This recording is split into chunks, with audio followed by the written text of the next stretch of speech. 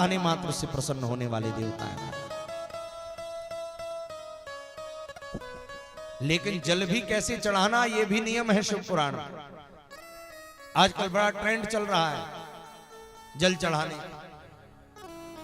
लोग उठे, लोटा लिया, चले, और कई तो लोटा भी नहीं ले जाते। मंदिर कई लोटा, मंदिर कई जल, मंदिर के शंकर जी और हर हर महादेव। जल तो चढ़ गया लेकिन इसका कोई फल होने वाला नहीं है।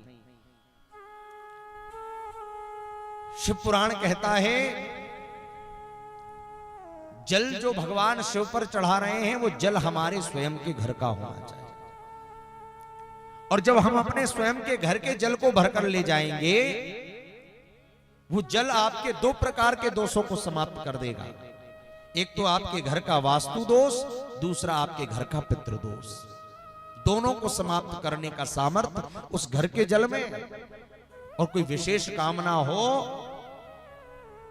तो सुंदर मिट्टी का कोई मटकी हो, मटकी में जल भरो, शिव का ध्यान करते हुए जल भर करके उसे ढक्कन से ढक दो। प्रातः काल रात्रि भर उसे रखे रहने दो।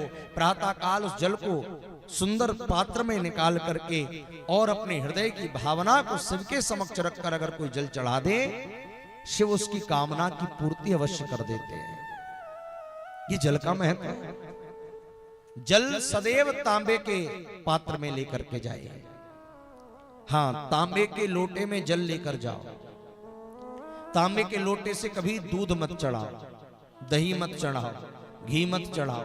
ये तीन वस्तु अगर तांबे के संपर्क में आ जाती है तो महाराज वो किसके समान हो जाती है? मदिरा के समान हो जाती है, विष के समान हो जाती है। इसलिए दूध को कभी भी तांबे के लोटे से नहीं चढ़ाना। चांदी का हो, कांसे का हो, पीतल का हो, पर ताम्र का ना हो। और अपने घर का जल लेकर के जाओ। जल भी कैसे चढ़ाना ये भी नियम है। जे नहीं कि दौड़ते हुए गए और बस जल फेंका और आ गए।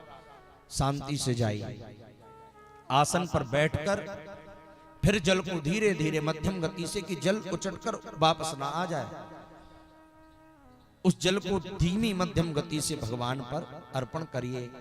खड़े होकर भी जल नहीं चढ़ाना चाहिए। खड़े होकर कहां कहां जल चढ़ा सकते हैं? बोले जो स्वयंभू हो, जहां ज्योतिर्लिंग हो, या जिनकी जलहरी डमरू आकार की हो, उन पर खड़े होकर जल चढ़ा सकते हैं। लेकिन जो शिवलिंग हम सबके द्वारा स्थापित हो, वहां आसन पर बैठकर नमः शिवाय मंत्र का जप करते हुए जल चढ़ाना चाहिए। कम से कम 3 पाव जल हो।